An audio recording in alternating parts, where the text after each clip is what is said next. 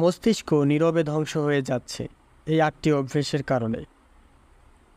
আপনি প্রতিদিন যা করছেন সেটাই হয়তো আস্তে আস্তে আপনার মস্তিষ্ককে ধ্বংস করছে। আজ জেনে নিন এমন 8টি নিরীহ অভ্যাস যা মস্তিষ্ককে নীরবে শেষ করে দিচ্ছে। সতর্ক না হলে দেরি হয়ে যাবে।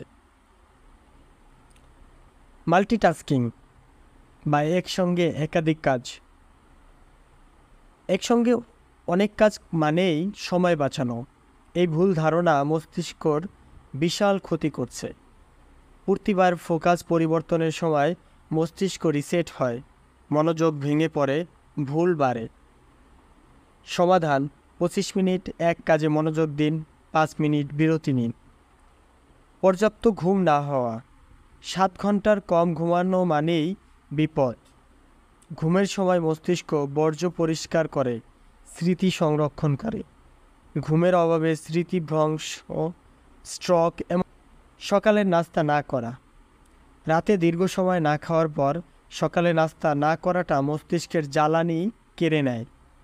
ডিম, সবজি বা স্মুদি, হালকা কিছু পুষ্টিকর কিছু খেতে হবে।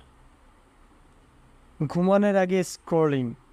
রাতের স্ক্রলিং মেলাটোনিন কমিয়ে দেয়, কর্টিসল বাড়িয়ে দেয়, ফলে ঘুম নষ্ট, মস্তিষ্ক বিভ্রান্ত হয়।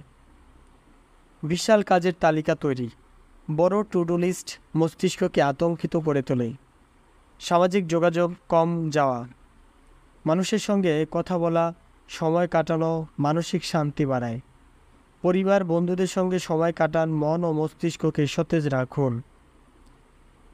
এলডিএল কোলেস্টেরল উপেক্ষা করা। এলডিএল বেশি হলে শুধু হার্ট নয়, মস্তিষ্কের রক্তনালীও ক্ষতিগ্রস্ত হয়। মধ্যবয়স থেকে এই কোলেস্টেরল নিয়ন্ত্রণে রাখুন। শারীরিক নড়াচড়া না করা। বসে থাকলে মস্তিষ্কের মেমোরি সেন্টার সংকুচিত হয়। দিনে অন্তত 30 মিনিট হাঁটুন বা হালকা এক্সারসাইজ করুন। আপনি কয়টা অভ্যাস প্রতিদিন করেন? যদি এই অভ্যাসগুলো থাকেই তাহলে এখনই সচেতন হন। মস্তিষ্ক একবার ক্ষতিগ্রস্ত হলে ফিরে পাওয়া কঠিন। ভিডিওটা বন্ধুদের সাথে শেয়ার করুন। কমেন্টে লিখুন আপনার সবচেয়ে ক্ষতিকর অভ্যাস কোনটা। ধন্যবাদ সবাইকে।